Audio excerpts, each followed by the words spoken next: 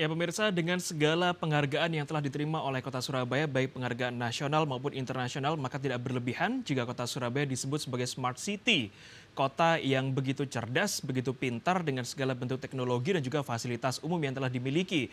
Nah, kalau kita berbicara masalah Smart City, kalau kita berbicara masalah berkaitan dengan sinyal atau provider yang kita gunakan untuk smartphone, ini memang tidak perlu dilakukan lagi, paling tidak sudah cukup kuatlah sinyal-sinyalnya. Tapi kalau untuk belajar melalui daring, kuota para siswa-siswi ini sudah ramah atau belum?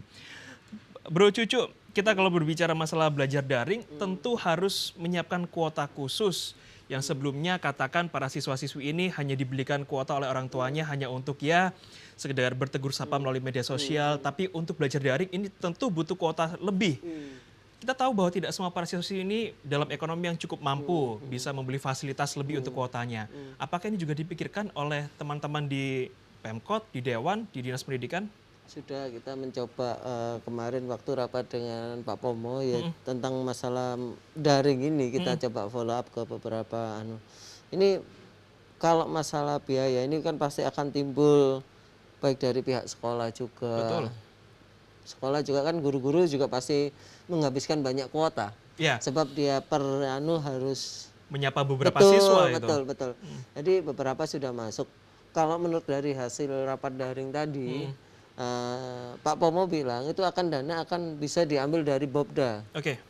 Nah, untuk istilahnya untuk juknis untuk peraturannya itu nanti segera menyusul akan disosialisasi juga sama Pak Pomo juga. Dalam arti ini Dinas Pendidikan Kota Surabaya.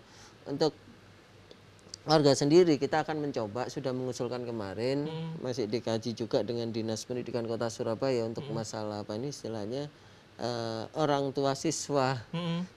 Tidak semua juga ya saya setuju tidak semua juga untuk bisa istilahnya bisa Membeli kuota lebih. membeli kuota lebih karena ya kita tahu bahwa saat ini juga keadaan sosial masyarakat yang dulunya mapan bisa jatuh Ya, betul. karena epidemi ini. Jujur aja epidemi ini sudah menghantam beberapa sektor. Ada sektor ekonomi, ada sektor kesehatan, sektor pendidikan dan ini titik-titik vital dari kehidupan kita dalam Betul. bersosialisasi. Jadi ya kita sudah mengkritisi hal itu. Baik, sudah dikaji bersama dengan Dinas Pendidikan dan hasilnya nanti rencananya akan diambil dana dari Bobda dan peraturan akan menyusul segera disosialisasikan baik kepada guru maupun kepada para siswa. Pak Erwin, sudah adakah keluh kesah baik dari para siswa-siswi atau maupun para guru yang harus menyapa tentu lebih dari 10-20 siswa dalam satu kelasnya melalui daring, otomatis kuota yang dibutuhkan akan berlebih-lebih? Banyak sekali keluhannya, Mas. Baik dari guru maupun orang tua. Ya, memang untuk persiapan pembelajaran daring, Dinas Pendidikan Kota sudah menyiapkan namanya aplikasi Microsoft 365. Dan tentu saja di situ banyak fitur-fiturnya.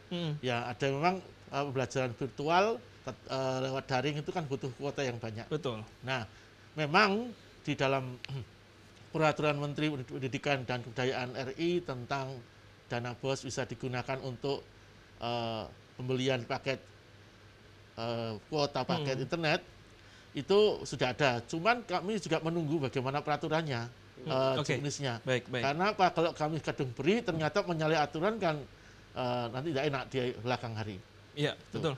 Tidak hanya siswanya, gurunya ya, terutama ketika pembelajaran daring itu kuota langsung satu hari bisa habis itu karena apa? Kalau tergantung aplikasinya makan banyak kuota apa enggak gitu. Betul. Yang biasanya dibeli untuk fasilitas seminggu bisa jadi sehari sudah habis karena untuk belajar daring ini. Artinya memang sekarang masih menunggu juknisnya atau petunjuk teknis bagaimana pengalokasian dana untuk membeli kuota bagi para siswa-siswi maupun para guru. Pak Erwin, apa hal-hal lain yang dikeluhkan oleh para siswa terkait dengan belajar secara daring ini? Apakah karena mereka merasa bosan yang sebelumnya tidak pernah bertemu dengan sang guru, tidak bisa berbicara secara langsung? Artinya kalau memang ada hal yang ditanyakan tidak bisa langsung disela, tidak bisa langsung angkat tangan dan menyampaikan apa usulannya, atau ada yang lain? Kalau mereka mengeluhkan bahwa pembelajaran secara daring memang menyenangkan awalnya, tapi kalau hanya gurunya menuntut itu aja ya lama bosan. Belum lagi tugas dari guru di mana yang nanti ketika mendampingi mereka mengerjakan di rumah orang tua. Nah, orang tua justru lebih galak daripada gurunya di sekolah itu katanya. Iya, Sebab backgroundnya. Ya, sebenarnya bukan pendidikan ya, kita harap maklum. Itu keluh kesah dari anak-anak yang sedang pelajaran di daring itu. Ya, karena ketika gurunya mengajar, tentu saja ada tugas yang harus dikerjakan. Betul. Nah, ketika mengerjakan tugas itu kan harus didampingi sama orang tuanya. Nah, hanya mengeluh orang tua nggak sabar. Orang tua seringkali kurang telaten dalam mendampingi anak-anaknya dalam belajar. Oke. Bro Jucu, perlukah nggak sih sebetulnya meskipun sekarang daring, tapi kalau kita mencontoh salah satu daerah di Madura, saya ingat betul di sana sepertinya Sumenep, itu juga karena itu keterpaksaan akhirnya karena memang di sana tidak ada smartphone yang dimiliki para siswa, kuota juga susah, akhirnya sang guru ini keliling satu persatu. Dalam sehari bisa 5 ke rumah siswa, bisa 8 kali. Apakah ini juga perlu dilakukan paling tidak untuk menjaga, memastikan siswa ini di rumah benar-benar belajar? Enggak, kalau saya sih kalau untuk jalan di Surabaya janganlah. Dalam artian kalau di Surabaya segala sesuatu kan sudah ada. Dalam artian meskipun tidak semua mempunyai smartphone, dalam artian untuk di Surabaya masih bisa tercover. Mungkin pihak sekolah juga ketika murid memang tidak punya smartphone, mungkin bisa kalau satu murid bisa ke sekolah ya, nanti diatur oleh sekolah kan juga bisa. Cuma yang untuk memastikan bahwa murid itu belajar atau tidak, ya saya bilang tadi, Ya, itu. kembali lagi harus ada kurikulum. Nah, juga untuk masalah kuota ini yang sedikit susah. Beberapa guru itu protes ke saya. Protesnya itu karena pihak sekolahnya tidak mau mengajukan dana BOS maupun BOPDA. Oke. Nah, itu kan akhirnya di sini yang kebentur guru, pihak yayasan menekan guru untuk tepat daring. Sedangkan sekolah sendiri tidak mengambil bantuan tersebut. Oke. Akhirnya yang di sini malah yang saya lihat yang dikorbankan malah justru para guru. Nah, ini kan mungkin saya berpesan kepada yayasan-yayasan yang memang tidak mengambil dana bantuan dari pemerintah, harusnya mereka juga membantu para guru ini. Jangan mereka tutup mata, tutup telinga. Kasihan guru-guru sudah istilahnya gajinya ya minimalis kalau saya bilang ya.